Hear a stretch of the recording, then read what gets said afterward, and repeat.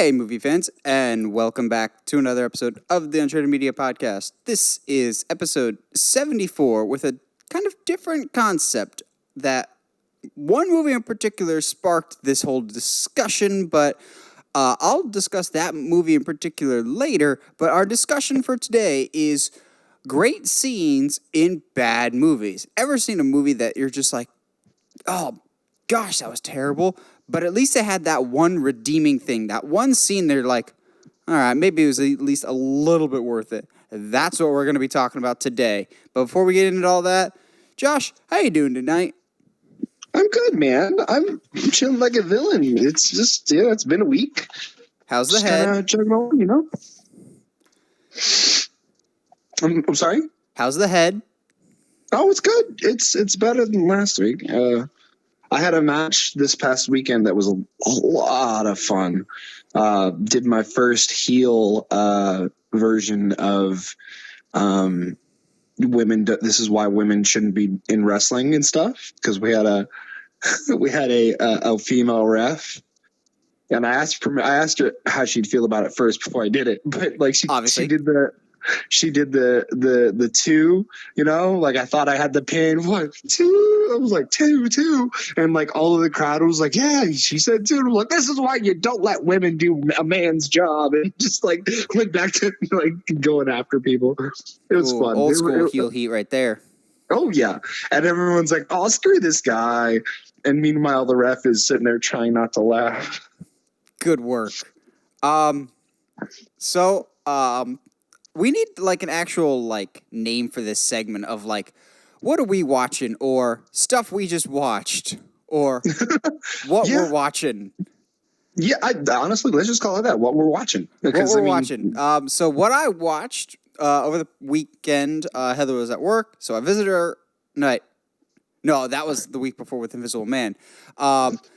During the day, it was so weird. Like, normally a movie opens Thursday night, and I will see it Thursday night. This didn't open until Friday morning, which is the weirdest thing. Across the board, no theaters are showing this at all Thursday night. Needless to say, I saw it Friday morning. The Way Back, the latest film by Ben Affleck and director Gavin O'Connor, who to me is one of the most criminally underrated directors, who did Miracle, Warrior, which I think I like Warrior. For those that have been listening long enough, and The Accountant, which I have not seen The Accountant, but I just got it from the library this weekend, so I will be watching it this week. I've heard great things about The Accountant. You've seen The Accountant, right, Josh? Yeah, it's pretty good, man. Good time. Yes. His latest endeavor was a movie called The Way Back, which you could tell from the trailers right off the bat was going to be, let's just say, a little personal for Ben Affleck, as... Tell me this doesn't sound a little bit on the nose of it is a recovering has-been at a specific field that he used to be good at, but he's no longer because he's become a raging alcoholic that's destroyed most of his life and career. Life imitating art a little bit there. While not Gavin O'Connor's best, I still think that is probably Warrior. It is really, really good, and it's one of those roles that I don't think anybody other than Ben Affleck could have played it, just because it is so personal to him, and the character is so uniquely tied to him. It is a lot harder to watch than Warrior. Like, Warrior is that inspirational, feel-good sports movie, and the trailers kind of play up that old school, like, Hoosiers vibe. The basketball is not as prevalent as you would think. It is very much about Ben Affleck's character's journey, and I like that. It was really well performed, really just solid across the board. If you can find it, check it out. It was really good. By no means is it Gavin O'Connor's best movie. I liken it a lot to the movie Honey Boy with Shia LaBeouf that came out a few months ago. It is an actor working through some of their own personal demons through the film and kind of more or less addressing those issues in their performance. To the point that, like, only that specific actor could have been in this role and made it work. So, is the movie a little cliched at times? Absolutely. It's a sports movie. But that being said, it does those cliches well. It's a good movie. Ben Affleck should get nominated, but he probably won't because no movies in March ever do. But it's a very solid movie and it's another case of why Gavin O'Connor is supremely underrated as a director. Yeah, dude. My brother and I are making plans to go see it, so that should be happening soon, especially since he's on his spring break this week. Oh, very nice. I was also disappointed because not in anything that happened with this movie, but as much as I'm excited for James Gunn's Suicide Squad, let's all not forget who was originally supposed to direct Suicide Squad 2, Gavin O'Connor. Mm-hmm. And that, as much as I am looking forward to James Gunn's version, I'm a little sad that we didn't get Gavin O'Connor. It's just because I really like all of his films. That being said, we're not completely devoid of DC-related things this week, as I feel like we called this a few weeks back that soon enough we'll be seeing our first look at the Robert Pattinson Batmobile, and it looks like now we officially have. And I'm going to repeat the joke that I said the minute that I saw this picture of, guys, it's literally Fast and Furious 10, my parents are dead. I mean, basically. But, like, at the same time, like, dude, I'm telling you, I am digging this, like, the 60s Batman Year One vibe that they have going right now. Like, this is completely different than everything we've seen up to this point. Yes, I think that's what's turning some people off. Some people want to complain of, well, I like the Ben Affleck one better. It's just like, it's the same thing. You hated it then, now. You hated it then, but you love it now. The controversy with Batman, anything, is nothing new. I agree with you. This car looks sick. I forget what comic artist or Batman creator said it, but he's like, the goal of the Batmobile is every kid should want to drive the Batmobile.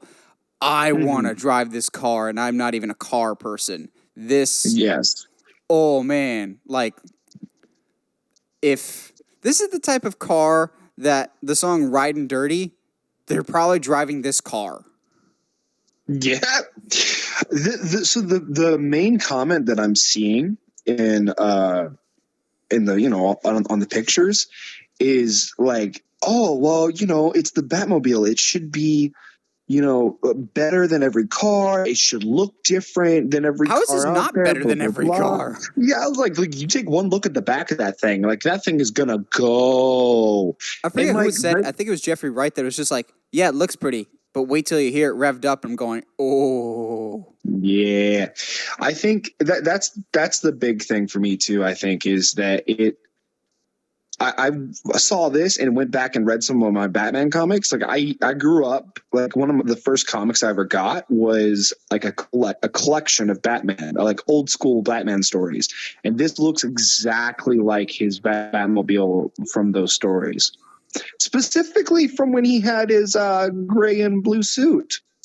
We are not letting that die, people. It's gonna happen at some point. What I guarantee it. I can almost guarantee it. That are like poo-pooing on the Batmobile are also the same ones that are going, well, the suit doesn't look as bad now. I'm kind of getting used to the suit. Yeah. It's just like, no duh, because you're getting used to it. And also seeing Batman next to the Batmobile, it's going to make it look great. Yeah. The bat suit, that's clearly Pattinson in it this time. As opposed to like those leaked pictures of the stunt double falling over on the bat cycle or whatever they're going to call it. Yeah. This just looks legit. It looks so good. Well, and here's the thing, like, and you know, I already hear people like, "Oh, Pattinson's not doing all of his own stunts." It's not a requirement to do your own stunts. A lot of actors don't do their own stunts. Christian Bale didn't do his own stunts for any of the Dark Knight trilogy. He had Buster Reeves do it. And he barely does anything in those trilogies. He really doesn't do a whole lot. Yeah. So, I mean, I'm excited with this direction they're going. Real quick, I noticed that there's something not on this list of news. It might be some stuff. If it's anything to do with Thor, I'm saving that for next week. Okay, cool. Just because I don't know we have a lot of stuff to cover this week, and I don't know what's ahead for next week. And given that this dropped earlier today, I was just like, you know what? We could save that for next week's. Fair enough. Okay, cool. The Thor thing, and I feel like there's something else that dropped today, too, that we'll probably cover next week. there's a lot of stuff that, which is weird that I'm keeping up with news. I don't wonder. Good for you. I know, right? I'm so proud. I will say, as this Batmobile, like we're getting more and more like official stuff. I wouldn't be surprised if we get more character posters soon. This is my last shot at this before we like really, because filming is going to be done soon, and then we're probably going to go in a quiet place. See what I did there? This is my last shot, and I'm going to take it because why not? I think by the end of this month, we will get official confirmation of either a Circus or a Dick Grayson. Okay. Because, and this is the most tinfoil theory hat. The most tinfoil hat theory that I may have ever had on this podcast, and that is saying something. Yeah. But circle it on the calendar. Towards the end of this month is March 20th. In the comics, that's Dick Grayson's birthday, and we just had the 80th anniversary of the Robin character in the comics. He made his debut 80 years ago. March 20th is Dick Grayson's birthday in comic continuity. I wouldn't be surprised as if like a fun tease or fun Easter egg if Matt Reeves teases something up or teases something on March 20th. Circle that date just in case. You're such a nerd. Of course I would know this. I mean, I say that knowing what, like, all of this discussions that we've had, but yeah, that'd be cool. I mean, I wouldn't be surprised. I think I would prefer if we got kind of a hint of the villain situation more than because I love Dick, but okay, I like Dick Grayson. Oh, Jesus. It's a PG show, dude. I know. I can't believe it. Like, that was because I was trying to talk about Dick Grayson. Anyway, you watch. He'll tweet a picture of just a bird, and that's it. Yeah. Okay. I'll accept that. I think a circus would be best. Kind of. I think like what we talked about, maybe in like a post-credit scene, or just like that shouldn't, like, as excited as we are to get to that shouldn't necessarily be the focus. Yeah, I'm not entirely convinced Dick Grayson as a whole will be in it. I think either Haley Circus or some mention of him will be in it. So we can introduce Pattinson to the world first. Yes. But yeah, getting back to the Batmobile, this thing looks sick. The Batmobile should be something everyone should envy and want and just be a sweet ride. I'm tired of, at least for the time being, I'm tired of the armored tank Batmobile. Yeah. I liked the Tumbler fine enough. Mixed on the Batman v Superman Batmobile. By and large, I don't hate it. I just think the fins look kind of weird. But yeah, I want more sporty Batmobile. I grew up on the Batman animated series Batmobile, which is still one of my favorite designs ever. That's kind of more like a classic old school sportster, and I'm glad we're getting more of that like sleek, really awesome, just the fast car design this time as opposed to just another tank. It makes it different. And again, everything we're seeing so far with this movie is just different, which is what this needs more than anything else. I would agree.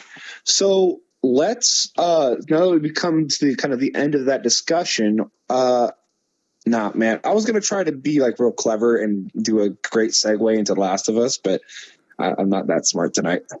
Last of Us! I'm gonna go rejoice in the streets now, guys, just because I'm so happy right now. I squealed like a little girl when this news came out. Yeah. So, for those that haven't heard, The Last of Us is a widely popular video game series exclusive to the PlayStation. So, suck it, Xbox and PC people. We have a one-up on you. This is without hyperbole. The Last of Us is probably one of the most universally beloved and one of the greatest video games ever made in terms of pure narrative of I believe there's games before The Last of Us and games after The Last of Us. Last of Us proved to people you can have movie quality storytelling in your video games. Yeah. And it's, other than Uncharted, Last of Us is the one video game adaptation that people have been practically begging for ever since the game came out. But now we are not getting it as a movie. We are getting it as a TV series on HBO by the creators of Chernobyl, which I have not seen Chernobyl, but I heard excellent things about. But the other part of that is, while they're creating this series, they're also working with the original video game director and the director of The Last of Us Part 2, the original game director, Neil Druckmann, with this show. So the guy that created The Last of Us will be working with the showrunners of this show, more or less, to bring Last of Us to the forefront. I have a lot of excited thoughts to say about this, but Josh, have you played Last of Us? Are you excited? Are you not? What are you thinking about this announcement?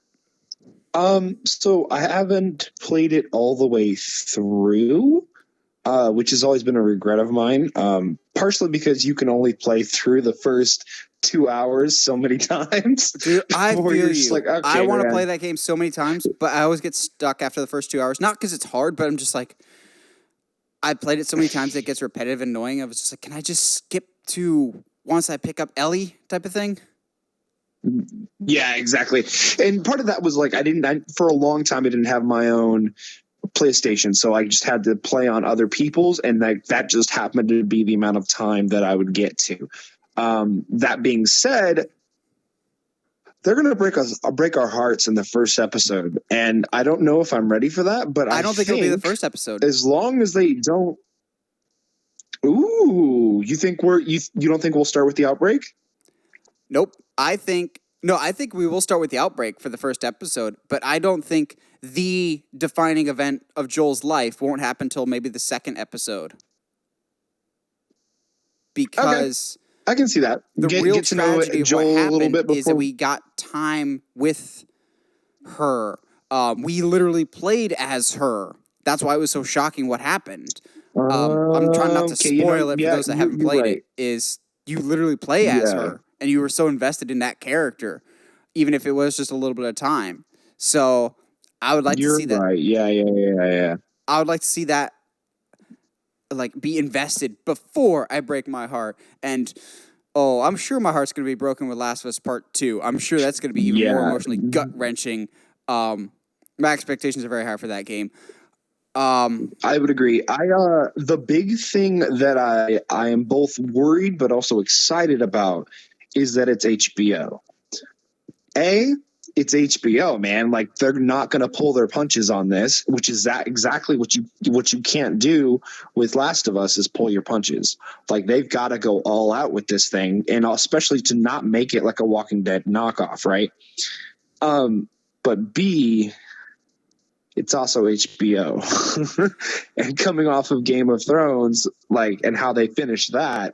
I don't blame HBO at all for that, though, because HBO told Benioff and Weiss, you can have as much time as you need for these last seasons. It was Benioff and Weiss that were just like, no, we don't need full-length seasons for some reason. Yeah. Okay. Well, then I'm not as worried about it then. But HBO doesn't milk the franchises like AMC does with Walking Dead. I just that is going to be a concern for me, is that with Last of Us, it has to have an end. Like, it can't be like Walking Dead, where we're just going to go until our fan base loses all interest and goes away. Yeah. I would at least the first episode or two to be the world before the outbreak. Maybe there's civil unrest even before the virus spreads. And that just only intensifies things. I'm just beyond excited just because I've been waiting for the movie. And I'll be honest, I'm more excited for a series than I am a movie, because a lot of people are just like, this video game would make a great movie, or this would make a great series. The thing with Last of Us is the world that they inhabit feels like one that I want to see fleshed out more, just of how the world survives or exists, or the factions within it, like the Fireflies, or what Joel did before meeting Ellie. Just there's a lot of things about the world that was kind of hinted at, and maybe we'll get that even in the second game before this series comes, but I'm a huge fan of The Last of Us. It was actually the first game that I played on the PS4 because it came with my PS4, like the remastered edition.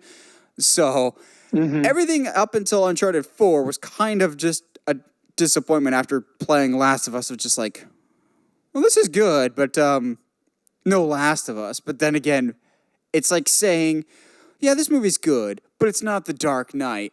It's because very few things are to that level of quality. And I'm going through it right now, actually, to get ready for the second one. And I'm looking at it going, this still looks better visually than most games that come out today.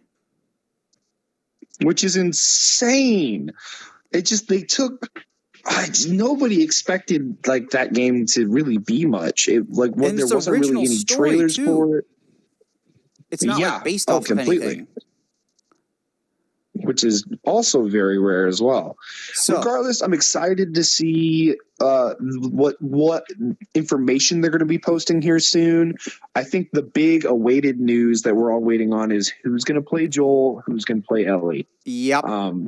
Because it shouldn't be Ellen Page. I think she's too old now. No. Somebody pitched, and yes, 1,000 times yes. Kaylin Dever, who, if you know the show Last Man Standing, she's the youngest daughter in that, as well as she was in the movie Booksmart.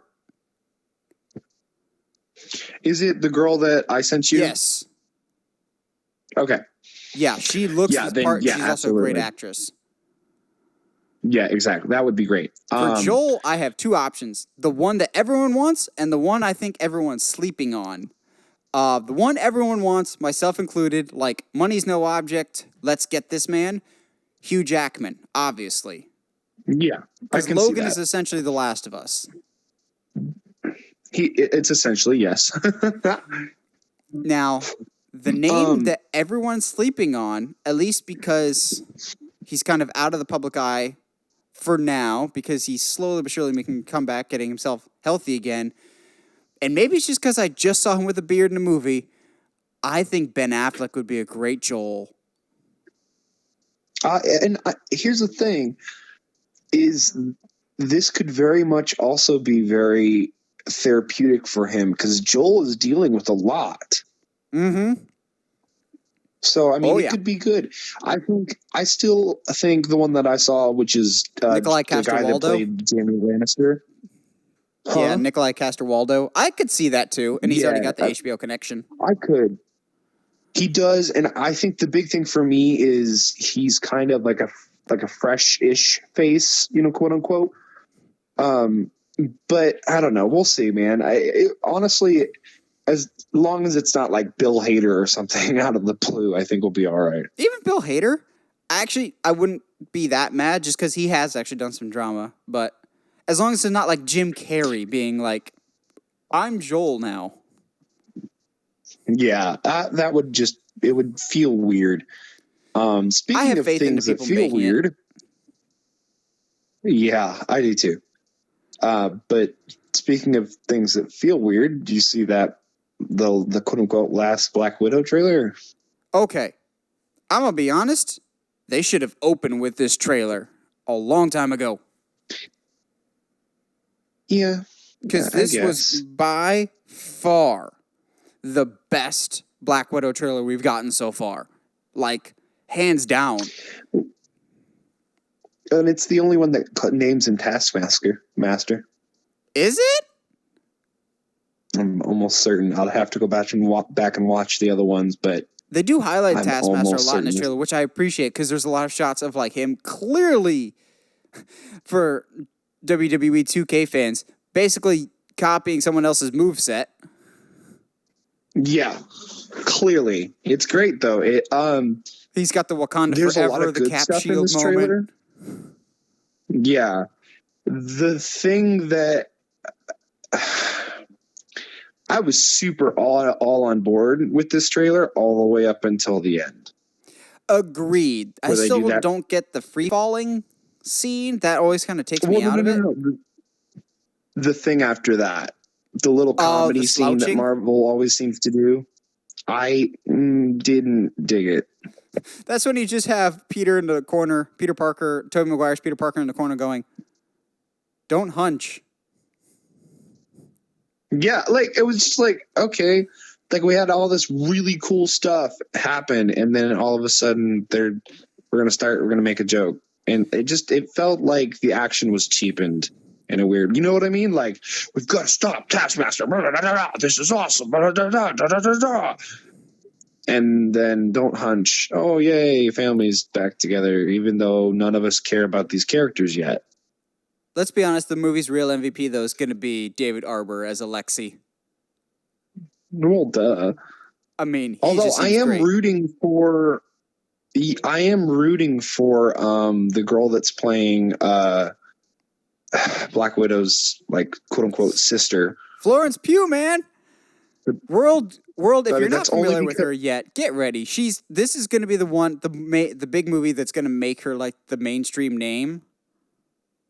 Mm-hmm. Because I didn't even realize how much she was in even before, or how much around she was before fighting with my family. Which, by the way, I forgot to mention, I saw that last week. You hadn't seen it yet? I hadn't seen it. I finally saw it, and it's fantastic, man. Oh, it's great. It's so good. As somebody that's in the business too, there's like a lot of moments that like I recognize from me in my training and stuff, and I was like, oh, dude, yes. Like, which reminds me, there's a great stuff, man. Full length movie I gotta send you. What's it called? But it's almost like a mockumentary that I think you would absolutely love. But yeah, Florence Pugh, first met her in Fighting With My Family. She had a phenomenal 2019 just in general with Fighting With My Family, Midsommar, Little Women. Mm-hmm. The world is about to meet her, like she's about to be mainstream, and I'm super excited. I will say this trailer is kind of confirming a theory that I've had. I won't say who specifically, but this trailer kind of confirms to me a theory that I've had about who Taskmaster is. Just the way this trailer's edited. Let's just say I think people are jumping to conclusions when they say the Taskmaster, when they're going, who is he? Interesting. Okay. Yeah. All right. That's all I'm going to say about that. I'll tell you off mic, Josh, but this trailer confirmed a theory, to me at least, about who Taskmaster is. Okay, that's fair enough. But now, this was by far the best trailer so far for Black Widow, and it actually makes my excitement. I've known for a while that I'm going to see it, but I haven't been overly excited about it. It's just like I'll see it. I'm more excited for this than like Captain Marvel, but it was more like this character's dead. I don't really know if I'll care. This trailer has made me care. It looks like basically the best Jason Bourne movie since the third one. Yes. And to be fair though, like it still feels like 10 years, like 10 years too late. It still feels like we should have gotten this a while ago, but we're getting it now. Yeah, and there's been rumors that this will tie into future plans, which I'm like, it's weird that we're going back to go forward, but I trust Marvel at this point. Yeah. Unfortunately, we don't really have much of a choice.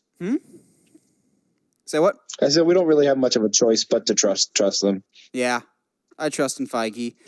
Someone I did trust in, but I don't know if I do anymore, is Warner Brothers, because I wasn't gonna talk about the fact that we have a new Scooby-Doo trailer, but then I watched the Scooby-Doo trailer, and I need to talk about this, because if you all remember, I, for the most part, liked the first Scooby-Doo trailer, minus Will Forte's voice of Shaggy. I thought he sounded terrible, and I still think he sounds terrible.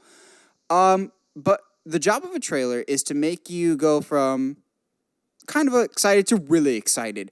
This most recent Scooby-Doo movie has had the exact opposite effect. I have free-fallen in my excitement for this movie now because of how awful this trailer was and how much the first trailer hinted at an interesting Scooby-Doo story. This has zero connection with Scooby-Doo to me. This does not seem like an actual Scooby-Doo movie at all. There seems to be no mystery. It's, hey, Scooby and Shaggy were taken by aliens and they're superheroes. And really awful pop culture references. I cringed so hard at that Netflix joke. Oh, really? I laughed. I laughed really hard. No, I cringed at that so hard. Also, when they have like that, I'll call it the go to plaid scene where they go to like the hyperspace. Again, they go to hyperspace in a Scooby-Doo movie. The faces that Scooby and Shaggy are making, that like all the trailer videos are showing as their thumbnail, is absolutely terrifying. Yes, it is. It is. This trailer actually makes me really discouraged about this movie. Of just like, oh, I think you had a different movie in mind and just rearranged the names of the characters to be the characters from Scooby-Doo instead. Because in terms of just overall presentation, it does not feel like a Scooby-Doo movie. There seems to be no mystery. The characters, minus maybe Shaggy and Scooby and some elements of Velma, it doesn't feel like the characters that I know. And they'll be the cop-out answer of, it's an origin story, so we can tweak with what we want. No, we had some quote-unquote origin stories for Scooby-Doo movies already with the live-action stuff, but this isn't doing it for me. This is making me really worried. I think it'll still do just fine at the box office, but in terms of quality, this is going to have to pull off a really big miracle in this next trailer in order to make me excited again. Josh, am I overreacting? Did you like the trailer? Did you not? What were your impressions of this new Scooby-Doo trailer? I enjoyed it, honestly. Like I didn't have as severe as a reaction as you did, but I think I did watch it right after the Black Widow trailer, and I think my disappointment on how that trailer ended this one felt more exciting to me. Fair enough. I don't know why.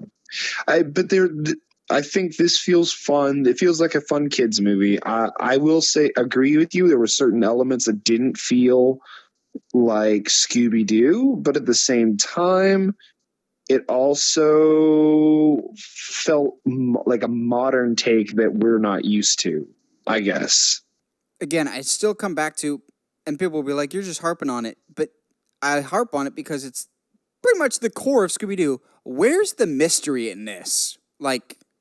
There's that quick scene of them having a bad guy arrested, but it's still like you hinted that you used to do that, but where's the mystery in this other than Scooby and Shaggy have been kidnapped? There doesn't seem to be like an actual mystery there. It's like a let's go get our friends back type thing. And given that we don't really have a whole lot of suspects in this trailer, it's clearly the superheroes, right? I would guess. I'm not really sure. Why can't we get a Knives Out style Scooby-Doo? We don't deserve a Knives Out style Scooby-Doo. That would be awesome. Matthew Lillard for the next Knives Out. I mean, I don't see why not, bro. Just have the entire cast of the first Scooby-Doo movie back for Knives Out 2. Scoob's out. I'm down. No, stop. No, like not even just have them there and have them an integral part of the story and like have them all die in the first 5 minutes. Don't even acknowledge it. Yeah, just like they just happen to be there. That would be awesome, and no one brings attention to it. And and have a character, or maybe they end up being like the critical pieces to solving a mystery. And somebody's like, I would have gotten away with it if it wasn't for these meddling kids. We can dream. But yeah, maybe I'm just overreacting. But yeah, that Scooby-Doo trailer just really dampened my excitement.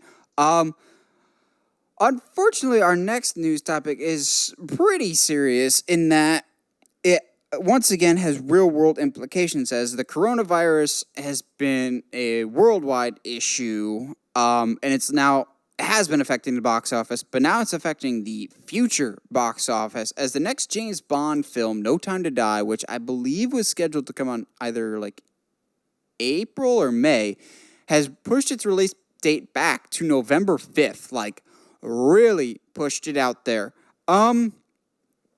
Before I get into it, because there's actually a lot of interesting research that I put in for this, and there's actually a lot of information that goes with this. You hear that this movie's getting pushed back, like, dramatically, Josh. Do you think this was a good choice? Do you think there was really no actual danger to be had with releasing it as is? What do you think about this whole situation? Okay, first of all, I think the media has blown up the whole coronavirus thing out of proportion. I agree. Second of all, to me, pushing it that far back feels like there's other reasons why you're wanting to push it back and just being like, well, coronavirus. So, here's where I'll disagree, because they were literally just about to start their press tour, like, soon. So I think they have picture lock. They're done and everything. I think this was a smart idea because of not the American box office, but because of the international box office, actually. There was an interesting stat that I heard that 38% of the box office total for the last James Bond movie, Spectre, which was awful, by the way, came from international markets. That's almost 40% of their total revenue came internationally. Now, we don't have any box office restrictions here in America with the coronavirus. We don't have any, like, lockdowns. But a lot of other countries do right now for their own safety. And admittedly, a lot of other countries probably have it worse than us right now in terms of how many people are affected and how many people have died. So that's why there's been more precautions. So I actually think this is probably a safe choice by the people doing No Time to Die. I think this was the smart choice, and frankly, it's one that Disney probably should have made with Mulan a long time ago, and I've made that very clear because I think that's definitely going to hurt the box office at the end of the day for Mulan. Not here in the States, but definitely internationally, where they clearly were hoping that would be a big market for them. Also, and this could just be me, I always think that November is a great time for a James Bond movie. It doesn't have to be in wintertime. I saw Skyfall in the fall. That's when that came out, was more in that October, November-ish time. So I think the time slot works in its advantage more. But yeah, I think they've said that they're going to be taking like a $30 million hit by pushing this back. I think in the long run, this will be a good thing for them. Yes, they're going to be hurting temporarily, but given how much of the box office Bond relies upon for international markets, and given how much more restrictions there are internationally right now with theater going experience because of the coronavirus, I think this was probably a safe bet for now, and I'd be curious to see if other films going forward will be taking the lead with this and pushing their films back. Mulan. Yeah, we will see. I'm not entirely sure because there's some reports coming out that for the most part, the world has already started to kind of recover from Corona. So I don't know. I'm not really I'm not going to sit here and pretend like I know everything that's going on because I live in my own little bubble, but we'll see. Yeah, at least for a movie studio, I think it never hurts to be safe. It's always better to be safe than sorry, and in this case, they're being overly cautious, which could be a good thing, could be a bad thing. We'll have to check back in November when the film actually comes out, but for the time being, I'm glad a studio said, okay, let's play this safe instead of rushing things out, Justice League. Now, yeah, I would agree with that. For our last news topic of the day, it's another one of those random ones that we'll get every once in a while that's just like a random just hodgepodge of draw a couple names out of a cup and make a story pitch out of that. So apparently, Taiki Waititi, a guy that I think I enjoy his work. I think I've mentioned it once or twice. Maybe. He will be I'm not really tackling sure about a that. property that is, I'm not going to lie, one of my favorite books of all time as a kid, one of my favorite franchises. He will be tackling not one, but two animated series for Netflix based on Roald Dahl's Charlie and the Chocolate Factory. So one more revolving around the world of Willy Wonka and one around the world of the Oompa Loompas. Ooh. I'm mixed to mostly excited. Because I love Taika Waititi so much. His directorial style is just wacky and different. It's really funny, but there doesn't skimp on emotion in any way. He's a phenomenal director. I really like his work. That being said, Charlie and the Chocolate Factory is really special to me. My copy of the book, granted, I got it like from a used bookstore or somewhere, but my copy of Charlie and the Chocolate Factory is probably like my most worn down and abused book that I still have on my shelves. I have read that so many times. I watched the original Willy Wonka and the Chocolate Factory so many times as a kid, which, really weird side tangent real quick. Why is it that Willy Wonka and the Chocolate Factory, the original film, spends more time with Charlie as the main character, and then the Charlie and the Chocolate Factory movie with Johnny Depp spends more time with Willy Wonka as the main character? That's always just been super weird to me. But if you wanted to make me more excited, what you could say is we'd get one animated series about the Oompa Loompas and one animated series just called Charlie and the Great Glass Elevator. Because, y'all, if you thought Willy Wonka and the Chocolate Factory was weird, just wait till you read the sequel. Holy crap. Yeah. That got It's real weird. There's like wild. strawberry people. I mean, yeah. So It's just the next level. I think it being an animated series on Netflix as opposed to like a new film or TV, like a legitimate TV series. Not that animation isn't a legitimate form, but you know what I mean. It's less pressure. It's low risk, high reward type of thing. This could end up being nothing. It could end up being a huge hit. But given that I love Charlie and the Chocolate Factory, and I'm still waiting on a 100% faithful adaptation. Willy Wonka is not a tall person, just saying. But yeah, this is one that I'll at least be curious enough, whether it's for kids or if it's more like a BoJack Horseman type thing. Which I almost feel it should be. Because, let's be honest, I love Taika Waititi, but he's never made anything for kids. Yeah, but it doesn't mean it's not possible, I suppose. No, that's very true. Martin Scorsese did Hugo. That's for kids. Yeah, but it's also really deep, so I don't know if you can count that. Yes, but it's his only PG movie, so I count it. Yeah, fair enough, I suppose. So, you hear Taika Waititi's doing not one, but two animated series set in the world of Charlie and the Chocolate Factory. What are your thoughts about that weird combination there, Josh? I mean, why not at this point, man? It's Waititi. Like, I think at the end of the day, Netflix is just trying anything at this point because they need to bring in more money. Yeah, Netflix right now is that really bad basketball team that just gives it to that one guy in the corner that shoots nothing but threes, who's terrible at shooting threes, but they think if they keep shooting the threes, they'll catch up. Yeah, exactly. So and you know what? It might happen. Who knows? Or better yet, right now, they're the Netflix guys that you play Madden with that do the Hail Mary every single time. Because one of them have to stick. That's exactly their philosophy, and it's landed them in massive debt. But that's not the point. No.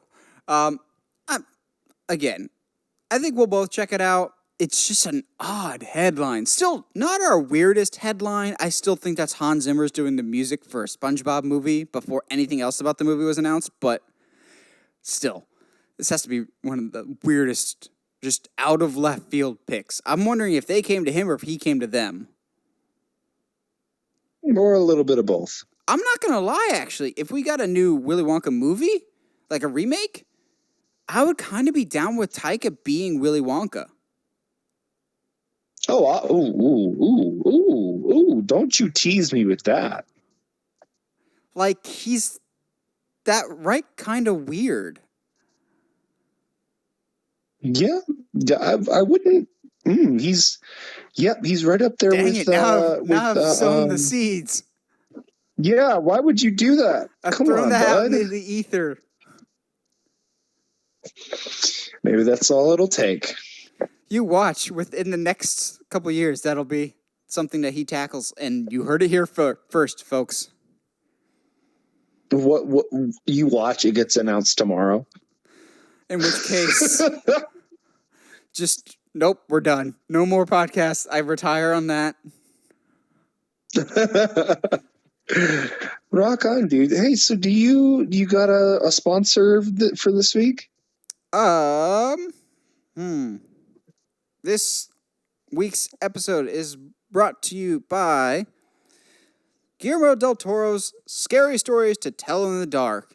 If you want something scarier than Monster House, but not as intense as it, check out Scary Stories to Tell in the Dark. I just showed Heather it a couple hours ago. She enjoyed it. I enjoy it. It is very, very good. If you have not seen Scary Stories to Tell in the Dark and want a good, moderately scary movie, but it's really just a good Halloween-type movie in March, check out Scary Stories to Tell in the Dark. It's enjoyable. But not one of those type of movies that we'll be discussing today, which is great scenes in bad movies. Yeah, and just to clarify, I think you and I talked about this very briefly. Just because movies are on this list, it doesn't necessarily mean that Nathan or I think they're bad. We know that generally speaking, these movies are not well received with critics. So they're technically quote unquote bad movies. Exactly. I'll kick us off with the scene of all the ones on my list. I have one scene that I can't say this about any other scene except for this one, actually has left a long-lasting impact on society as a whole and the people that have watched this. I am dead serious. Okay. And Josh's ears perked up going, what? And what everyone at home should know this movie is just awful. But it taught you all, do not drive behind logging trucks. Oh, stop. I am talking about Final Destination 2, the highway scene. Stop. Get away from me with that nonsense. Oh no. This scene has left an indelible mark in society to the point that you see all these memes every once in a while of people on the highway with like big trucks carrying like big pallets or big cut down trees, and everyone's going, yeah, nope, I've seen this movie. I'm not driving behind this. Final Destination 2. Even if it's Final Destination 2 is not good. None of the sequels are good. No. I enjoy all of them, but none of them are good. The only good one is the first one. However, this highway scene is just fantastic of how quickly it is the epitome of the Final Destination of films, of how quickly things can escalate and just go from bad to holy crap, everyone is dead in the most comedically over-the-top ways possible. Oh, dude. I remember seeing the last one in the series in theaters, and then that's the NASCAR one, right? The one with the really bad 3D? It's the one that ends up being a prequel. Oh, that one. The fourth one, I think, was the NASCAR one. Maybe. Okay, maybe, I don't know. Regardless, it's the one with the guy that goes to the acupuncture place and falls off the table. But the needles aren't what kills him. The needles are in him. Mm-hmm. Anyway, but the telltale sign in that one, at least, is that the lights flicker, and we went to a Whataburger after the movie, which is a Texas staple. And the bathroom lights were on motion sensors. And so when I opened the door, it was dark, and it took a step in, and the lights flickered and then went on. And I was like, I don't have to go to the bathroom that bad. And just closed the door and walked away. So I think it's Final Destination 3 that has the roller coaster scene with, oddly enough, Mary Elizabeth Winstead, if I remember correctly. And so not too long ago, I was on a roller coaster, and it like stalled, and it's just like, and the people in front of me got off. So I'm just like, well, it's my time, I guess. Yep. So, but going back to Final Destination 2, that highway scene has scarred so many people, and it's so well done, of ridiculously over the top. It's the only thing anybody remembers about that movie is, yeah, no, I am not driving behind trucks anymore. Yep. Speaking of scenes from otherwise forgettable movies, if I was to say one line from a movie, I think you would know exactly. You're going to say trick or treat, mother effer, aren't you? Oh, no, I'm not, actually. Okay. Fun fact. Thanks. Appreciate that. I was going to go with the Samuel Jackson line, actually. I can think of two. I think of either Deep Blue Sea, of we're going to fix up this hole, and he gets attacked by the shark. Yep, I almost put the scene that I know you're thinking of. I almost put. Okay. The real question is for those MF. Not just for Josh, but those listening at home. Do you know the original version, or do you know the TV version? I know the original version. Well, technically, fun fact: that's the one, from what I understand, anyway. The version with that in it is technically not the theatrical released one. Really? Because they amped it up. Yeah, they amped it up and then re-released it. It was originally PG, and then they re-released it. No, it was PG-13. It was originally PG-13. You know what I mean, though. The studio said that they wanted to make it PG-13, and Samuel L. Jackson said, if it's not R, I walk, or something like that. Or if you change the name, I walk. Because it's such a ridiculous movie. Oh my goodness. So obviously we're talking about snakes on a plane here. Yes, because the R version's the one with I'm tired of these MF snakes on this MF plane. Which maybe it's because of me. I prefer the TV version because, one, the dubbing is terrible. But two, he doesn't say mother effer. He says, I'm tired of these monkey fried snakes on this Monday to Friday plane.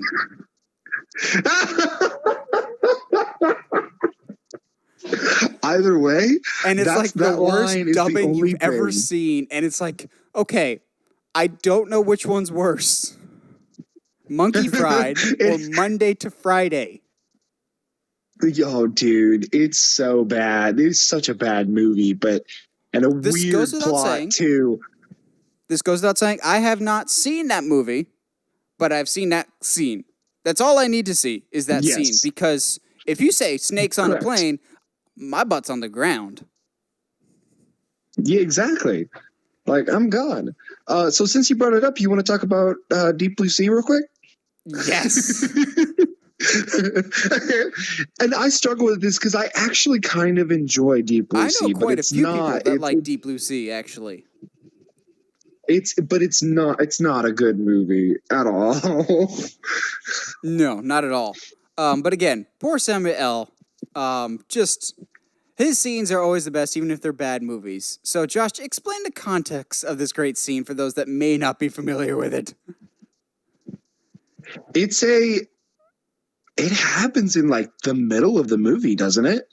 Like, it's not even, the movie fakes you out with like, hey, you start getting the feeling that we're building to a climax. Like, a lot of stuff has gone on, and, all the troops are down and trodden, and we need to, band together, which is basically the speech that Samuel L. Jackson's character is giving is like, yeah, we've been through a lot, but we're not going to get we're not going to live if we don't band together. So what we're going to do is we're going to blah, blah, blah, blah. And then he gets cut off because a giant shark flies through an open pool and it destroys him. And I know it's supposed to, you can tell the directors wanted it to be like a jump scare, but it is the most comedic thing, I think. I think it's intentional. If you can have a comedic jump scare, I think that's the prime example of it. Fair enough. I'll give you that. I don't know if I want to give the directors the credit to do an intentionally silly jump scare, but yeah. So, Deep Blue Sea, Snakes on a Plane, Final Destination 2, all of those can be counted as horror. I have one other horror movie on my list. Again, Josh and I both love this movie, but both of us can fully acknowledge this is a bad movie by most standards. Jason X. Oh my goodness, how is this possible? Jason X, I put this on record every time I talk about this movie. Jason X has the single greatest kill in the entire Friday the 13th franchise, to the point of going, okay, whoever came up with this, are you okay? And do you need to see somebody about this? This is going to be interesting because we both have Jason X, but I think we might have different scenes. I think we might too. What's your scene? Mine's the holodeck scene where they're trying to buy time, and so they put him on the holodeck, and he ends up. Okay, cool. Yeah. So you have the holodeck. For those that don't know at home, what happens on the holodeck? So the characters trying to buy time, and so they create two really like hot chicks. They're like, "Oh, Jason, we're gonna fornicate," blah blah blah blah, which is like the tell. Like Jason's like, no sex outside of marriage, blah blah blah, and it like cuts away for stuff, blah blah blah, character stuff, and it cuts back, and he's like impaled one, and he's got the other in like a sleeping bag, and he's like beating her against, like throwing her against the tree, and it's the funniest thing on the face of the planet. Which I did not catch this the first time I watched Jason X, and I don't even know if you've caught it yet. But when he hits the simulation against the computer, it doesn't kill the girl. She just keeps going, ow, no, ow, ow. Yeah, it doesn't kill her. And like Jason, I think he knows it, so he just keeps doing it instead of like being like, oh, maybe I'm being tricked. Which I have a completely different moment actually from Jason X. So like, can I try to guess it? In this movie are they revive Jason, who's been in more or less carbonite for hundreds of years, and so the doctor that revives him gets killed by Jason because he dunks her head in dry ice, and it makes it more or less a solid block of ice, and then smashes that against a counter. Yes. Who comes up with this? Okay. I thought you were going to do the drill bit scene. The drill bit? Where he throws the girl on the drill when he drops her on bit, something. and she's like, she like rotates all the way down. No, I've always thought the dry ice thing was just like, who thinks of this? And that's awesome. Like, it's the most clever and out there, and just, all right, that's, if nothing else, this movie's really bad. It's at least a fun bad, but who thinks of a dry ice kill? It's so much fun. Well, not just that, but like this guaranteed, like the writers of Jason X were just like, hey, let's get high and think of a movie plot for the next Jason movie. Hey, what'd be cool is if Jason had nanites in his blood. Hey, but we can't do that in modern age. Oh gosh, it's ridiculous, but it's great. Theoretically, the ending of Jason X actually sets the timeline back to normal because he crash lands back to Camp Crystal Lake. Yep. All right. I'll get this one out of the way because I'm sure there's going to be at least a disagreement about this one. This is the one that I told Josh ahead of time. Yeah. There's going to be a movie on my list that one of us is going to consider this bad. The other one probably really, really enjoys it. I think this movie's bad. I think Josh will probably enjoy this movie because you have a thing for Jet Li. Oh my goodness. What movie is it? The One. Holy crap! What is our list right now? Did you put Did you put this on here? Yeah, just so everyone knows, we made our list separate. It didn't talk to each other. This is crazy to me. Wait, what's the scene? It's the last scene where it's the one versus many. Oh my god! No, okay, look. Let me be clear. I love this movie. I fully accept the fact that it is not a good movie. No, the fact this is that you leave it on in the background on TV while you're doing other stuff type of movie. Exactly, but I mean, I'll watch it. Every now and then, if I need a good laugh, I'll watch that the scene where he breaks out of the death sentence because the mouse bomb goes off, and then all of a sudden Disturbed's playing for no reason. I can't believe this is on your list. Yeah, dude. No, it's a terrible movie, but I love the crap out of it. Before we geek out anymore, what happens in this scene, Josh? Okay, actually, first, explain what happened. What is the premise of The One, and what is this scene that we're talking about? So the premise of The One, it works on the idea that there are not an infinite amount of dimensions, but there's a lot. It's a multiverse of Jet Li. Yeah, so the idea would be that the bad Jet Li has been dimension traveling and killing every version of himself. And with each one, the idea is the power, but that is quote unquote dispersed. I just realized I said power and did air quotes and didn't, and this is a this is a verbal medium, so you can't see the air quotes. But the power gets distributed between the ones that are left.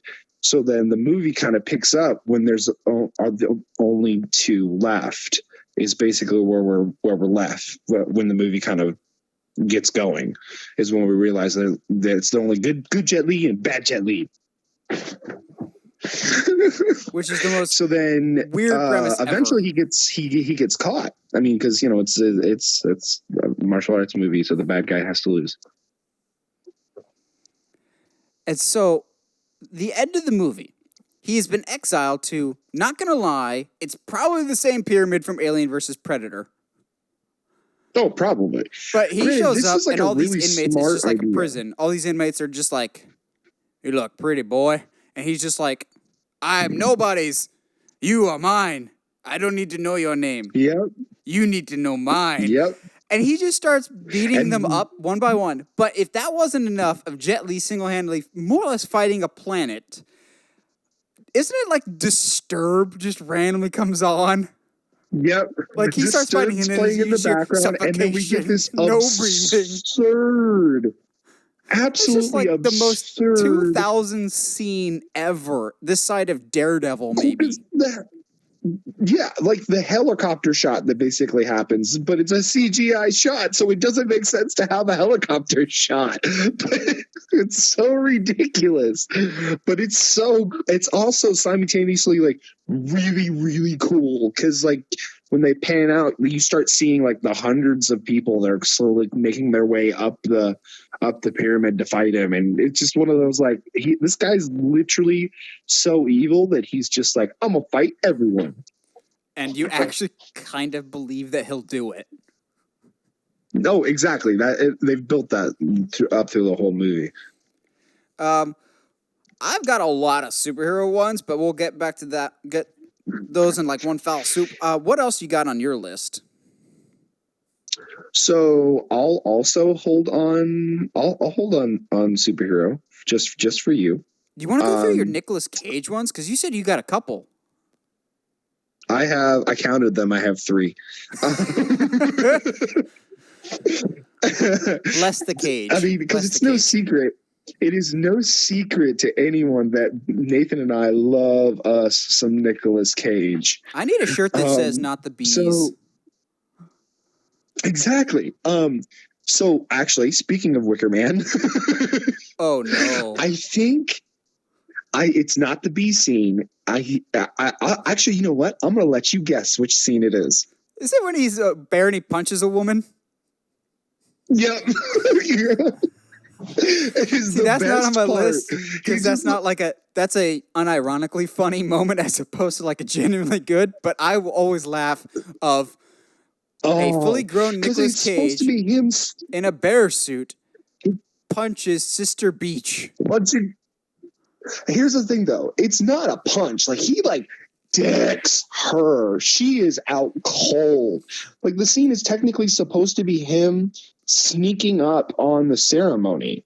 But he, it's like, everyone sees him there and just runs up. Yeah, it's out of nowhere. And it's out of nowhere, too, because it's not like they don't have anything really before it that shows him, putting the suit on, sneaking up or anything.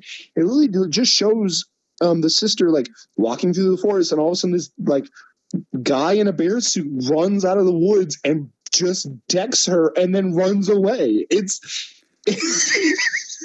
the best. That scene always makes me laugh so hard, as well as Not the Bees. But there's one scene in particular that actually it's a random scene, but makes me laugh even harder. It's when he's at the bar right before he puts on the bear suit, and Lily Sobieski's character tries to attack him, and he roadhouse kicks her into a wall, and her weird scream squeal that she does as she's being flailed across the room. Oh my goodness! Or How to Get Burned. Or the cameo that I always point out to everyone, and they're going, "Wait, really?" Is the one that you and I always double back and just laugh at is, y'all know that Aaron Eckhart is in The Wicker Man but has no lines of dialogue and he's in it for 3 seconds? He's just there. He's in it for 3 seconds as a patron in a bar and then just leaves. And you go looking at it just going, is that Aaron Eckhart? It's literally I remember when we did the 5 Good Things video for this movie, and both of us went, wait, hold on, and hit the rewind button. But yeah, no, The Wicker Man will always be on a list in some way, shape, or form. And you know what's funny is I think 80% of Nicolas Cage memes come from The Wicker Man. Probably, because that's his room, basically. That's the room of just masterclass in bad movie humor. It's just beautiful. The thing is, the movie itself, honestly, I think if M. Night Shyamalan hadn't directed it, it probably would have been a good movie. Yeah, it was. No, it wasn't. Shyamalan was too busy doing Lady in the Water at the time. Who did Wicker Man then? Somebody that shouldn't have done Wicker Man. Hold on, I've got to... You look that up and stall. I'll talk about a video game movie. Oh, no. Y'all ever played Doom? What do you have? Oh, I knew this was going to be on your list. I was going to put Prince of Persia, but in all honesty, I'd put that whole movie. I love Prince of Persia. But Doom is terrible. Real bad. I have not seen Doom Eternal to know if it's any better. Josh, you told me it's terrible, so I didn't watch it. Real quick, Doom Annihilation is the film. Doom Eternal is the new game. Okay, good clarification. I knew Eternal was a thing of some kind. Yeah. But the scene in question... Some dude named Neil LaBute? I don't even know. Nicolas Cage produced the movie, though. Poor guy. So Doom, if you don't know, the original video game is I don't know if it was, but it feels like that was one of the very first-person shooters of basically you shoot demons from hell in outer space. That's all it is in first-person shooter.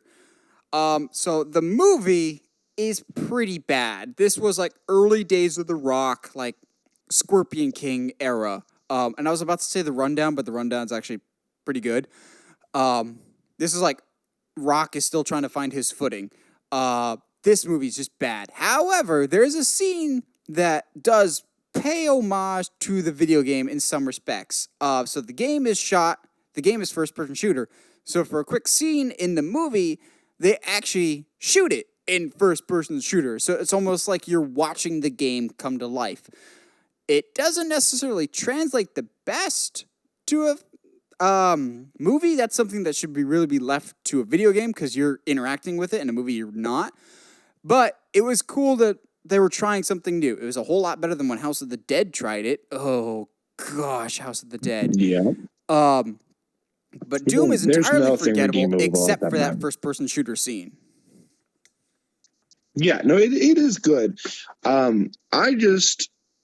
I hate the CGI in that film so much that I just can't deal with it. Oh, I totally understand. You have 2 other Nicolas Cage ones on your list, if I remember right. You're just gonna keep calling me out like that, huh?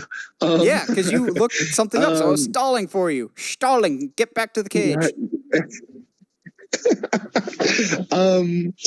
Do you remember right before the finale in Drive Angry, that big car chase with all the cops? Okay. I can't put Drive Angry as a bad movie. I love that movie. It's not a good movie, dude. I love it. Tom Atkins is in it. But the very specifically the scene where they ramp the car that they're driving over the entire blockade of cops. I don't think they use explosives or something to launch them, and it makes no sense at all how they pull it off. But they send their car flying, and it does a barrel roll in the air, and they just land and keep going. Oh, that movie is just ridiculously amazing. From that one extra with the worst wig of all time that was so distractingly bad. Yes. And I'll say honestly, William Fichtner's best performance as the villain, as the accountant. Jeez, dude. Although technically he's not a villain. True. Tease for one of my big ones later. This is not the last time we will see William Fichtner today. Oh, no.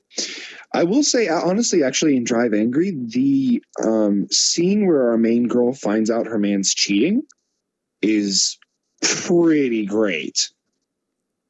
I'm trying to remember that scene. It's been a while since I've seen Drive Angry. Yeah, because she legit wrecks him. Drops. I think if I remember right, she drops an AC unit on him. Huh. So the real Amber Heard the would angry do. One. Yeah. All right. So last Nicolas Cage for today. I think I know what it is. Give a visible. Oh yeah. I'll let you guess. What you got? Ghost Rider: Spirit of Vengeance. Oh, close.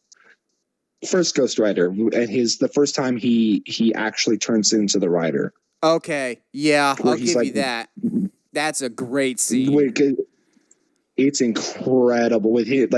He takes those steps and the flames come out and you can tell it's painful, but he's there's some kind of madness to it as well, as his skin just disintegrates off of his face. It's an incredible scene that does not belong in the trash heap of movie that it's in. No. I thought you were going to say the best scene is when he's randomly eating jelly beans out of a martini glass watching Monkey Fails. Oh my goodness. Stop, okay? No, that'll transition us perfectly into my superhero segment because you have Ghost Rider. Yeah. I have Ghost Rider: Spirit of Vengeance. Nice. The sequel, that would have been which really is funny if we had the same 1,000 times movie. Worse. Oh, dude. It's bad when you can tell even Nicolas Cage doesn't care about the movie. However, there's one scene that reeks of awesome. And it was why? You had such an interesting premise here. Whoever did this scene should have done the whole movie. So the trick with the Ghost Rider is, I don't know if it's true in the comics or not. I don't know, Ghost Rider mythology as well as other characters. Basically, whatever he rides becomes like his Ghost Rider vehicle. It's like becomes inflamed and whatnot. So normally it's his motorcycle. But he's surrounded by goons in his construction yard. You know where I'm going, Josh? I know what scene you're about to do. Yeah. Yes, I do. So there's a big, huge, in the construction site, there's this big, huge, I think it's like a drill, some big, it's heavy a giant machinery. saw. Yeah, it's a big saw of some kind. Like big, huge, massive, almost like crane size. That since he's operating it, it's going to sound so weird. The spirit of the Ghost Rider overtakes that machine to the point that he's more or less piloting a gigantic flaming chainsaw.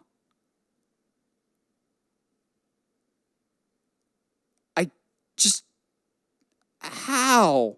And thank you so much.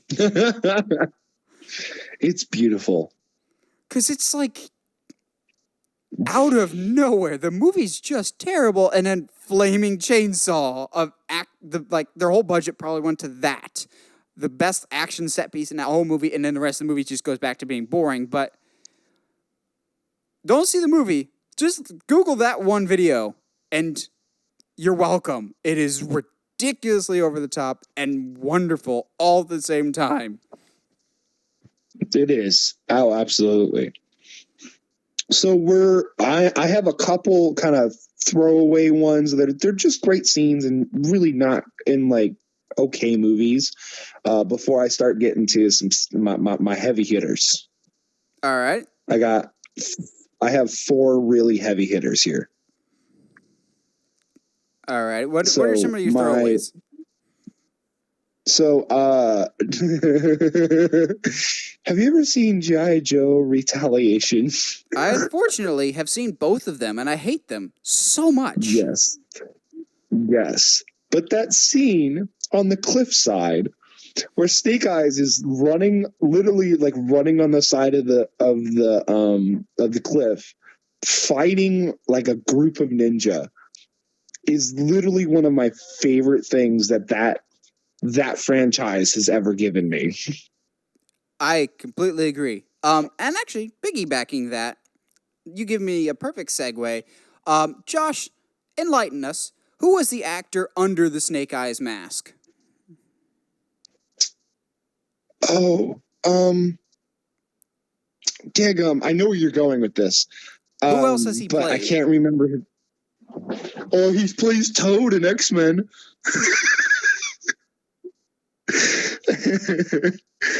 I know where you're going. He Mr. also Dual played Fates over there. Darth Maul in The Phantom Menace.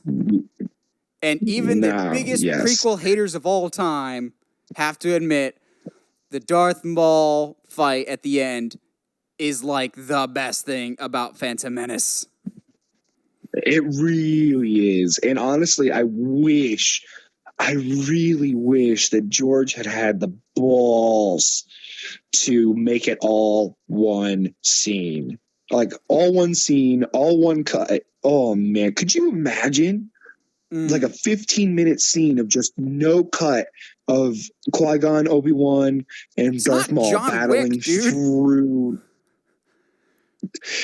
I know, but this is what I need, Nathan. Which I'm sure that scene is helped by, and I'm going to say it, one of, if not the greatest track for Star Wars that John Williams ever did with Duel of the Fates. Oh, absolutely. It's one of the best. That has only gotten better with time. That is beautiful. Oh, I agree. And granted, all the jokes that have come with it are fantastic as well, with what the actual lyrics are. It's like my last throwaway. Circle of Life. No one knows the lyrics. They just make them up. Exactly. My last kind of throwaway, quote unquote, movie for this before I get some couple heavy ones I don't actually know how you feel about Hot Rod. Never seen it. Really? Okay.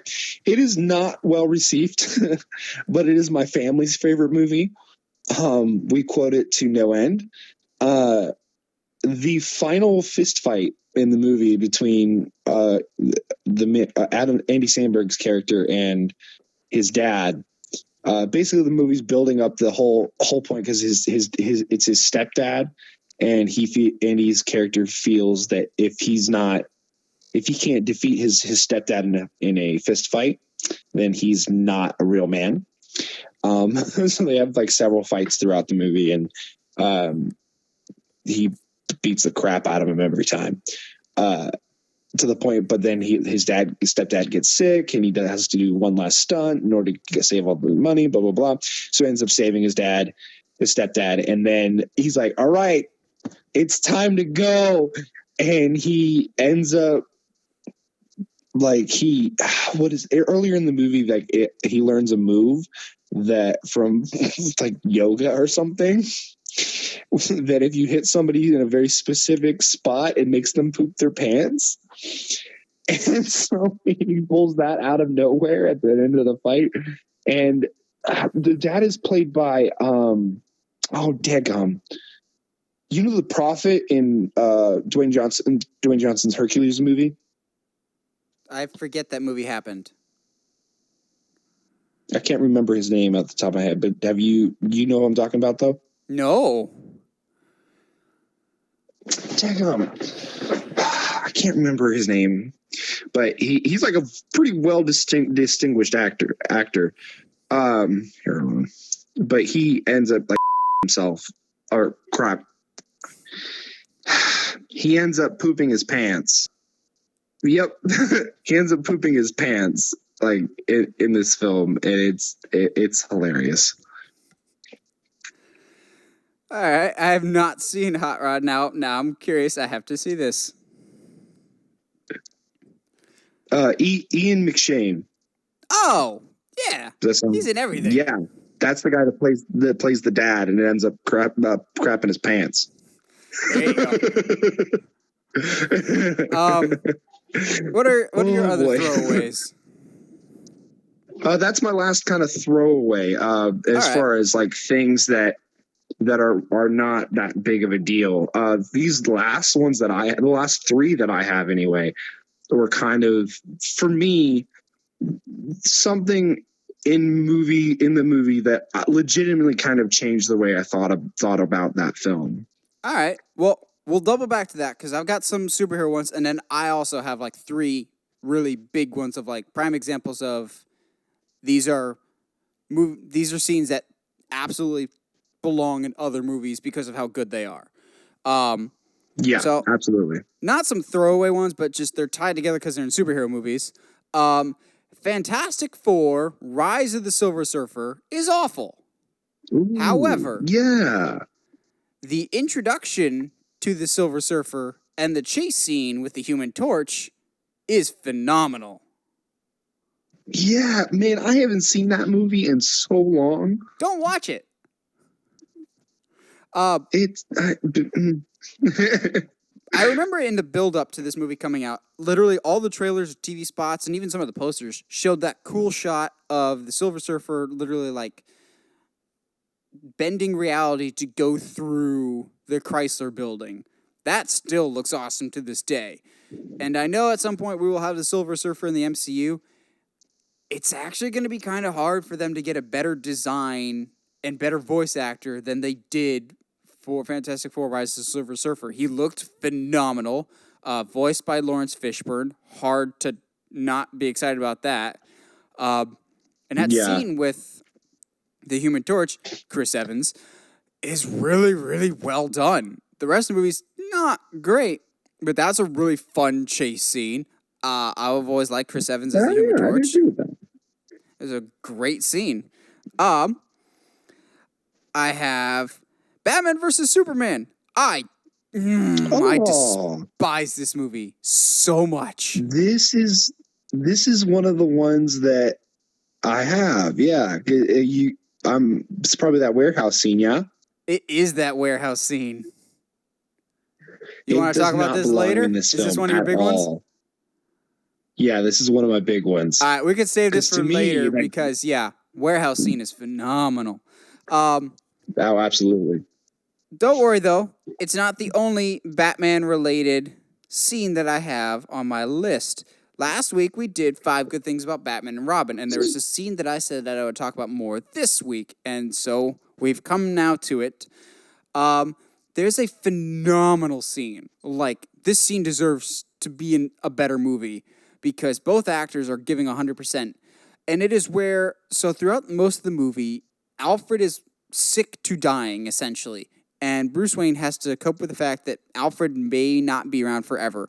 And so late one night, Bruce is just talking at Alfred's side about the mission of Batman. And Alfred's just like, ever since your parents got shot, you've made it your mission to make sure no one ever dies again. You've made it your mission to stop death. And then Bruce is just like, but I can't stop it, can I? And then Alfred's like, none of us can, but it's still a worthy cause that you do, or something to that extent of like this actual genuine heart to heart in a movie that was so ridiculous and cartoonish and over the top, to have a really subtle and subdued and really emotion driven scene is actually really, really impressive. And Michael Goff as Alfred knocked it out of the park. And it's one of the few scenes that George Clooney actually felt like he was trying in it. A lot of Batman and Robin, he just phones it in. But that one scene, I feel like both actors were just locked in. And it really sums up the ideology of Batman really, really well. That at the end of the day, yes, you can save as many people as you want. People still die. And we have to be willing to accept that, but still press on with what we're assigned to do. Mm-hmm. Yeah, absolutely. It's a great scene. It really is. Now I'm down to my last 3, my big 3. So I will segue this out of this by saying the best scene ever in a bad comic book movie. It's a weird distinction, but I only have to say 3 words, and Josh will know exactly which scene I'm talking about. Spider-Man 3.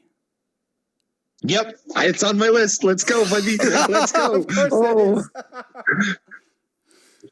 Let's go. Oh, you want to talk about it now? Just to make sure we're talking Sandman, yeah? Of course. Holy crap. Okay, yeah. Dude. That's funny.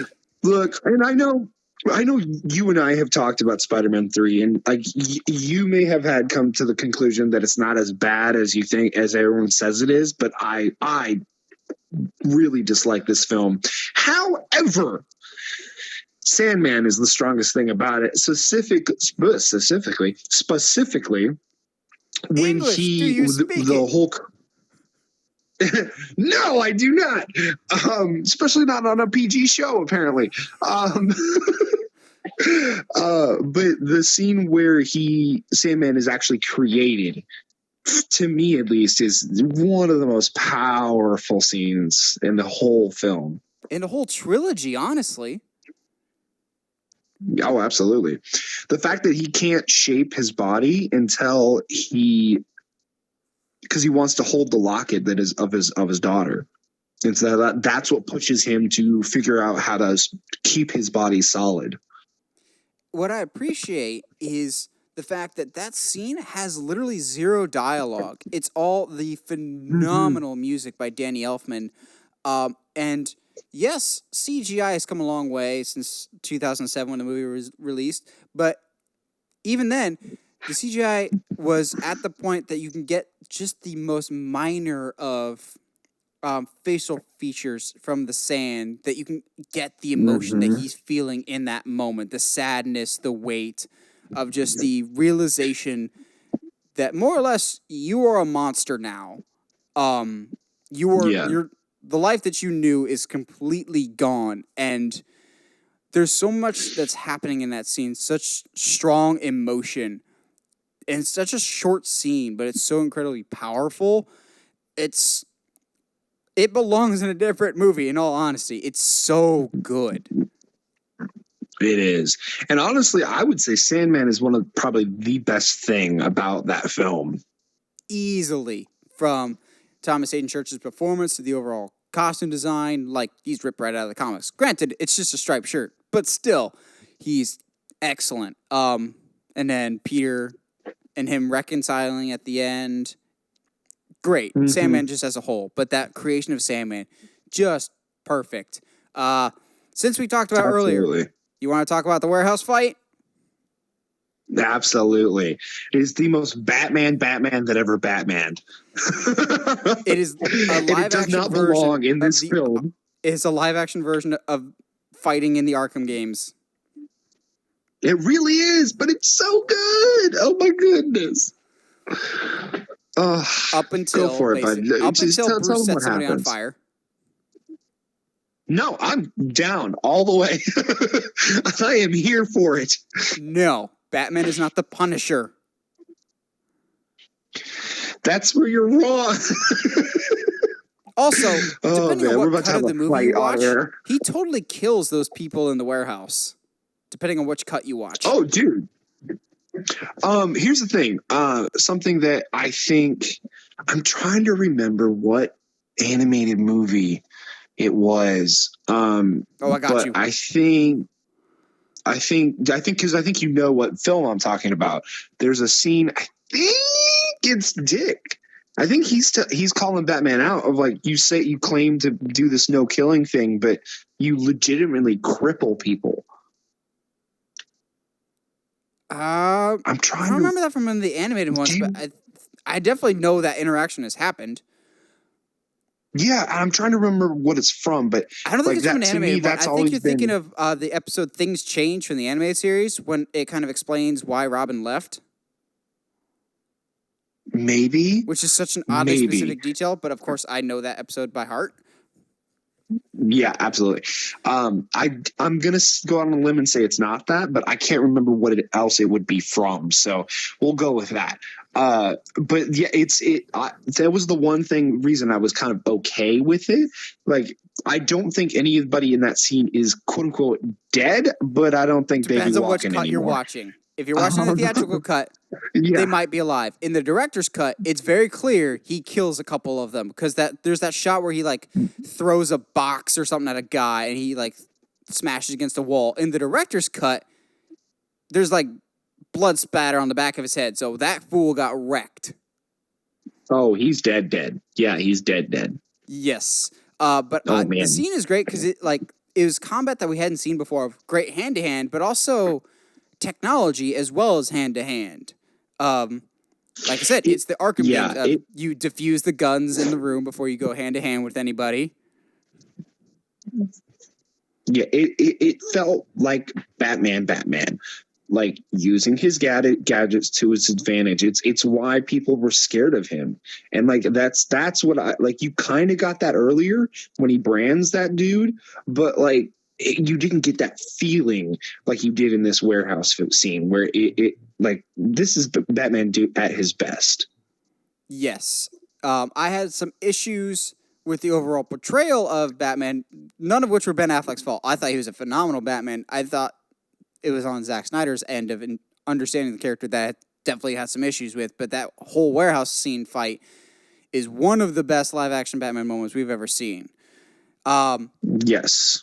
Now, this next one for me is the epitome of just great scene that almost redeemed a terrible snooze fest of a movie. And honestly, this scene in particular, above any others that we talk about today, was actually the inspiration for today's discussion. It's such an out of left field pick.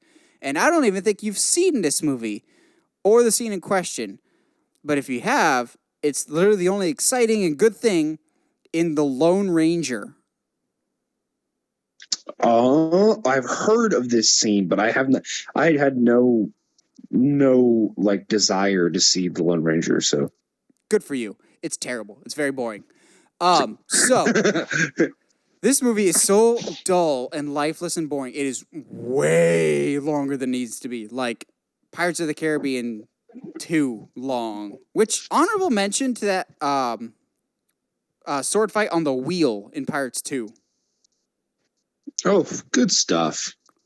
Which I still don't think that's that bad of a movie, so I didn't talk about it here. But The Lone Ranger is ridiculously long, and it doesn't have to be. And most of it's incredibly dull and boring and forgets to be a fun action movie.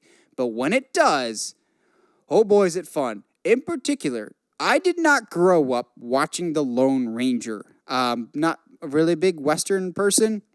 That being said, whether you realize it or not, you know the theme to The Lone Ranger. You just might not know it's called the theme to The Lone Ranger. It's that so, all hell starts breaking loose during this like train chase. There's like gunfire and everything else. A big explosion happens, and then you see Armie Hammer, who Hollywood, let's give him another chance, please. Just because he had some projects fail, it wasn't his fault. He shows up as the Lone Ranger to save the day and starts this epic train chase. All the while the classic Lone Ranger music is just blaring. It is fun. It is epic. The action is creative and just really engaging. Something the entire movie was missing. I've watched that clip over and over again on YouTube, and all the comments are, yep, this is the one good scene in the whole movie. I fell asleep through most of it, and this song was what woke me up. Skip the whole movie, but see this scene. And I completely agree. It's the epitome of just outstanding scene of why couldn't you match the fun and excitement that is in this scene with the rest of the movie? But they failed in that. And also, again, I'll harp on it again. Who thought Johnny Depp as Tonto was a good idea? But if you have not seen it, just look up the scene from Lone Ranger, the chase scene, because it's outstanding. You got what, one or two left, Josh, for your major ones? I have one left. Sweet. I have one left too. What's your big last one? My big last one for me was it was a scene for me that changed the rest of the film. It happens in like the last 15, 20 minutes of the film, and up to that point the film had been like, it was fun, it wasn't exactly what I wanted. But then our four heroes get into an elevator and just all of a sudden completely become exactly who they were supposed to be, and then charge out of that elevator to go fight Shredder. And in 2014, the Teenage Mutant Ninja Turtles movie, that elevator scene legitimately changed the rest of that film for me. This is now the third time we've had William Fichtner on this list. Lone Ranger, Ninja Turtles, yes, it is, and Drive Angry. Yep. But that scene is just the best. I mean, if both the Teenage Mutant Ninja Turtles movies that recently came out, if they did anything right, it was the Turtles. While the design of them might have been horrifying, some controversial, and to some, yes, horrifying, the personalities were spot on. I'll also say the voice especially cast. In the elevator scene in the first one. Yes. I still believe Ninja Turtles is one of the biggest examples of obvious reshoots. I still firmly believe that William Fichtner's character was supposed to be Shredder because we never see who's in the suit. Yes. And honestly, like, given how the movie is built, given how the movie's built, I honestly don't have a problem with that. And his name is Eric Sachs, which sounds a lot like an Americanized version of Oroku Saki. Which is Shredder's name. I did think it was weird that it was like one scene in passing that Shredder and Splinter and Master Splinter have this long storied history. In the movie, it's just like, we might know each other, but diehard fans will know that, so we don't have to address that. And in the movie, I'm like, no, you need to address that because you've changed a lot of the lore. But yes, I will agree that the elevator scene in the first Ninja Turtles is like the only good scene about that movie that I like. Other than that, I I have very strong feelings about that movie. I do not enjoy it at all. They butchered my turtles. I actually prefer Out of the Shadows. Yeah, no, I wouldn't disagree with you. What's weird though is that animated one is, I think, my favorite of the most recent films that have come out. The 2007 one, just the TMNT. Yeah, Yeah, that one's pretty it's good. a lot of fun. What's your final one there, Bal? It is one that I'll send you after this because I think you actually would really enjoy it and need to check it out. It's one that I'm actually really sad that the franchise that it belongs to never addressed this scene, because this one scene actually encapsulates one of the major themes that's addressed throughout the entire franchise. But given that it was in the worst film of the entire franchise, they kind of want you to forget all about it, which is sad because while Rocky V is bad, there's one like crazy good scene that is probably one of the best scenes in the entire franchise. So, like I said, Rocky V is easily, and Sylvester Stallone will even tell you, it is easily the worst movie in all of the Rocky franchise. But the premise of V is after the Drago fight, he suffered severe brain damage, something they completely ignored for Rocky Balboa. And due to somebody, like some money guy, they are completely broke, and they're completely broke. Like, they have to go back to Philly from the very first Rocky, like the slummy part of Philadelphia. So Rocky's like at the all-time lowest point in his life, and he goes back to Mickey's gym. Now, obviously, spoiler alert, Mickey died in 3, had a heart attack before the Clubber Lang fight. And so there's no one to take care of Mickey's gym. It is old, decrepit. It's basically just awful. It looks like a place where druggies would hang out. There's only like a single punching bag left and a single dusty, moldy glove that hasn't been touched in years. But to Rocky, that was once his home. And so he cares about it a lot. So he goes back there just to kind of clear his head, and he looks off into the corner of where the boxing ring used to be, and he remembers the memories that he had with Mickey. And it's a completely new scene that was never seen in any of the previous movies. They even got Burgess Meredith to come back. And some of the dialogue that he says is some of the most profound stuff that's ever said, including Rocky Balboa, in the entire Rocky franchise. Of Mickey, he has a flashback to right before the very first Apollo Creed fight when he's training with Mickey. So right before the big events of the first film. And Mickey's just like, kid, I just wanted to let you know how proud of you I am for this fight. You give me, what do they call it? Motivation. I think if you weren't in this fight and if I wasn't in your corner, I think I would be dead, because nature knows when it's our time to go. Nature's smarter than we think, and we people just don't realize it. But you give me motivation, and I want to give you this thing. And he takes off this necklace that he's got. He's like, Rocky Marciano gave me this. It's his cufflink, and I want you to have it because it's the most precious thing in the world to me. And whenever you see this, whenever you think of it, this little angel's going to whisper in your ear, get up, you son of a... because Mickey loves you.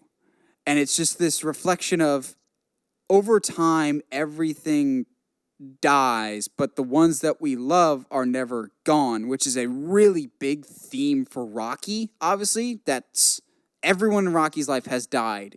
Mickey, Adrian, Paulie, Apollo. And this was a nice callback of just like, Mickey was always there. It was this great callback with a lot of emotion of, you can forget all about Rocky V, but see that one scene, and it's completely different ballgame of almost a precursor to the powerful emotion that you would get in a Rocky Balboa type. So yeah, after this, I'll send it to you, and it's so good. How good is it? I'm kidding. So good it actually almost made me want to watch Rocky V, and then I remembered Oh yeah, that's the one with Tommy the Machine Gun. Yeah. Let's avoid that one there, pal. It's so bad. Well, what do you guys think at home? What are some of your favorite great scenes from bad movies? Let us know in the comments below. We always like hearing from you guys. And as always, if you like what you hear and you want to hear more, subscribe to us on whatever audio platform you're listening to us on, whether it's iTunes, Spotify, Google Podcasts, or YouTube. And if you haven't already, subscribe to us on YouTube at Uncharted Media. And as always, stay sharp, movie guys and gals.